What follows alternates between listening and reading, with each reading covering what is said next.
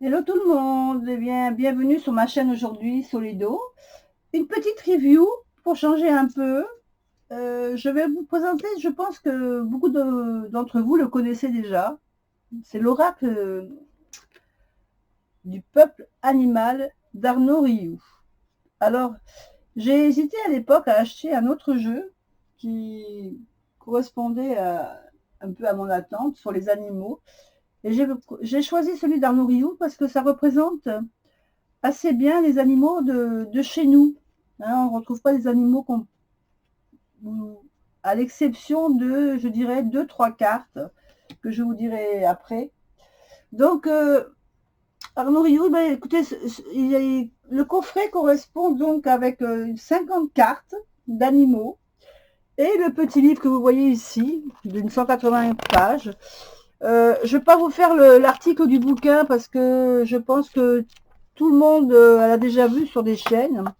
Euh, on a donc la description de la carte, de l'animal, ce que la carte veut dire quand elle sort dans un tirage. On a des mots-clés. On a également la signification des cartes renversées, si vous travaillez avec la signification des cartes renversées. On a le message du panda qui nous parle. Et si vous tirez la carte du jour, vous pouvez faire un petit rituel également et travailler sur cette carte. Et donc c'est un livre qui pour moi est très bien fait et bien expliqué. Au niveau des cartes, donc je vous montre le dos. Donc on retrouve le cerf, la licorne, le renard, on a également le lion et l'autre animal, je ne me rappelle plus son nom, on dirait un lynx. Euh, donc parmi ces 50 cartes, voilà, les seules cartes vraiment qui ne vont pas être, qui vont être difficiles à trouver chez nous, ce sont des cartes d'animaux mystiques comme le sphinx, le dragon. Là, ça va pas être évident de le trouver. Alors, vous voyez que les cartes sont une petite bordure. Vous savez que je suis quelqu'un, si vous me suivez, qui n'aime pas trop les bordures. Mais là, elles me gênent pas dans le sens où elles sont quand même fondues dans la carte. Et là, vous avez des sigles. Quand vous lisez le livre, vous verrez que les animaux qui représentent différentes, la terre, l'air, le vent, enfin voilà. Ça, vous pouvez le lire. Vous avez les animaux. Donc, c'est des familles d'animaux, en fin de compte, qui sont représentées. Vous avez l'introspection. Donc, celle-ci, c'est l'introspection. Vous avez la posture, la communication, l'action et la transformation. Donc, ça, chaque carte a fait partie d'une famille. Donc, pour en revenir aux animaux mythiques, pour moi, il y en a trois. Donc, le sphinx, le dragon et la licorne. C'est vrai que c'est des animaux que vous aurez du mal à trouver au bas de votre maison. Mais tous les autres, c'est possible de les trouver. Donc, je ne parle plus. Je vous laisse profiter de toutes les belles images de ce jeu. Au bas de chaque carte, vous avez son numéro et le nom.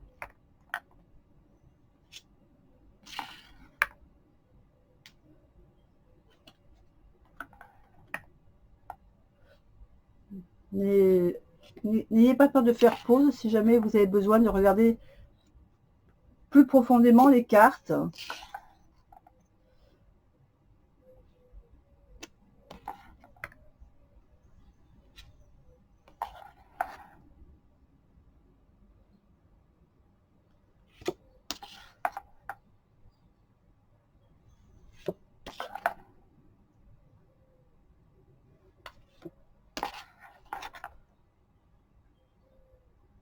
J'aime beaucoup celle du renard. Je la trouve très belle.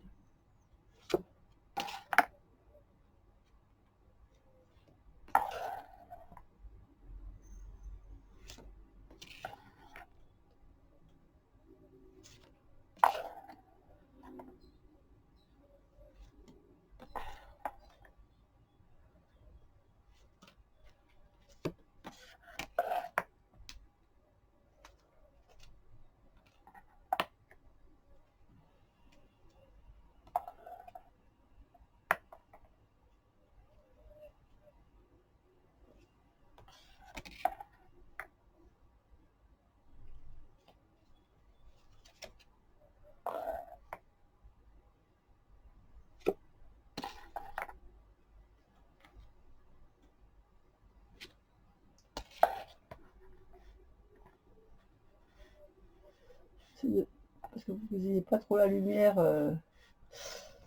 Parce que je vois que vous avez la lumière là.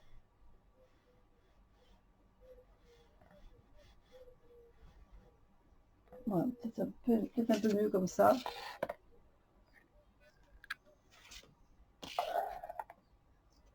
Les singes sont beaux aussi, j'aime bien les singes. Et le scorpion. Il y a des très belles cartes. Hein.